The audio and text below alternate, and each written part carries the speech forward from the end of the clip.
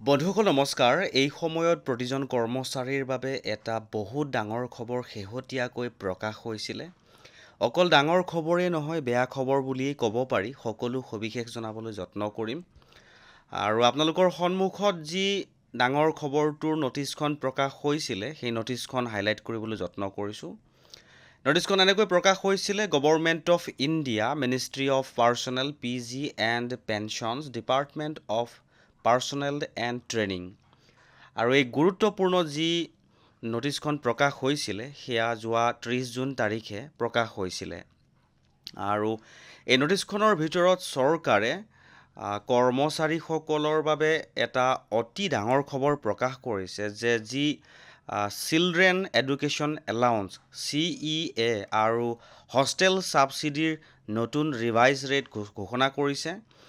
আৰু এই ৰিভাইজ ৰেটটো কৰ্মচাৰীসকলৰ যিটো ডিয়াৰনেছ এলাউঞ্চ বৃদ্ধি হৈছিলে, সেই ডিয়াৰনেছ এলাউঞ্চ বৃদ্ধি হোৱাৰ পাছতেই ইয়াৰ ওপৰত ৰিভাইজো তেওঁলোকে উল্লেখ কৰিছে, অৰ্থাৎ চিলড্ৰেন এডুকেশ্যন এলাউঞ্চৰ ওপৰতো ৰিভাইজ ঘোষণা কৰিছে।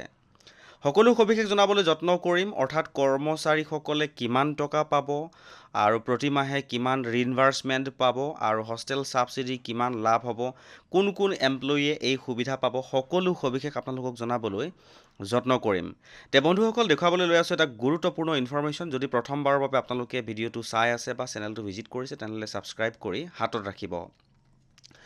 আৰু ইয়াতে তেওঁলোকে উল্লেখ কৰিছে যে চৰকাৰৰ যিখন শেহতীয়া অফিচ মেমৰেণ্ডামখনৰ যোগেদি তেওঁলোকে উল্লেখ কৰিছে যে কৰ্মচাৰীসকলৰ যিটো চিলড্ৰেন এডুকেশ্যন এলাউঞ্চ ৰিইনভাৰ্চমেণ্টটো ৰিভাইজ কৰা হৈছে। আৰু এতিয়াৰে পৰা প্ৰতিজন সন্তানৰ বাবে 2,812 টকা 50 পইচা ফিক্সড এমাউণ্ট দিয়া হ'ব বুলি উল্লেখ কৰিছে।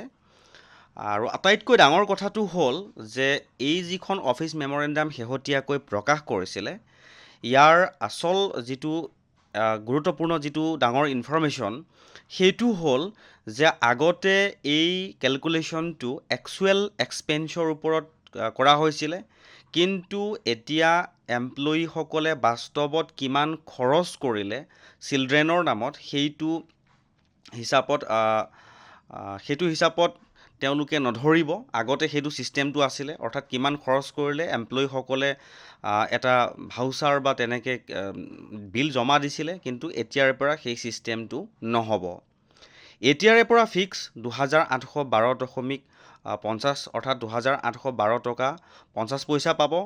আৰু এইটো এমপ্লয়ীসকলৰ কাৰণে এটা ডাঙৰ ইনফৰমেশ্যন বুলি কোৱা হৈছে। আনহাতে হোষ্টেল ছাবচিডিটো এটা ডাঙৰ ৰিফৰ্ম আনিছে। এতিয়াৰে পৰা প্ৰতিজন সন্তানৰ বাবে 8,437 টকা 50 পইচালৈকে ৰিইনভাৰ্চমেণ্ট পাব বুলি উল্লেখ কৰিছে। কিন্তু ইয়াতে এটা কণ্ডিশ্যন তেওঁলোকে উল্লেখ কৰিছে যে বৰ্ডিং আৰু লোডিঙৰ বাবদ একচুৱেল এক্সপেন্সৰ সৈতে কম্পেয়াৰ কৰা হ'ব। অৰ্থাৎ 8,437 টকা বা একচুৱেল এক্সপেন্স দুটাৰ ভিতৰত যিটো কম হয়, সেইটোৱেই অনুমোদন তেওঁলোকে জনাব বুলি নটিচখনৰ যোগেৰে উল্লেখ কৰিছে। আৰু চৰকাৰে এটা কথা স্পষ্ট কৰিছে যে যোৱা 17 জুলাই 2018 আৰু 25 এপ্ৰিল 2024 আগৰ সকলো টাৰ্মছ এণ্ড কণ্ডিশ্যন যিখিনি তেওঁলোকে প্ৰকাশ কৰিছিলে, সেইখিনি একে হৈ থাকিব। কিন্তু নতুন ডিয়াৰনেছ এলাউঞ্চ বৃদ্ধি কৰাৰ কাৰণে এইটো এটা নতুন পদক্ষেপ লৈছে বুলি তেওঁলোকে উল্লেখ কৰিছে। বন্ধুসকল, এটা গুৰুত্বপূৰ্ণ ইনফৰমেশ্যন বুলি ক'ব পাৰি, কাৰণ বহু সংখ্যক কৰ্মচাৰীয়ে নিজৰ সন্তানৰ যি চিলড্ৰেন এডুকেশ্যনৰ এলাউঞ্চ তেওঁলোকে দাবী কৰে, সেইটোৰ কাৰণে এইটো এটা অতি গুৰুত্বপূৰ্ণ ইনফৰমেশ্যন, যিটো শেহতীয়াকৈ প্ৰকাশ পাইছিলে আৰু পোৱাৰ লগে লগে মই অৱগত হোৱাৰ লগে লগে আপোনালোকক জনাবলৈ যত্ন কৰিলোঁ। যদি ইনফৰমেশ্যনটো ভাল লাগিছে, তেনেহ'লে আপুনিও এবাৰ শ্বেয়াৰ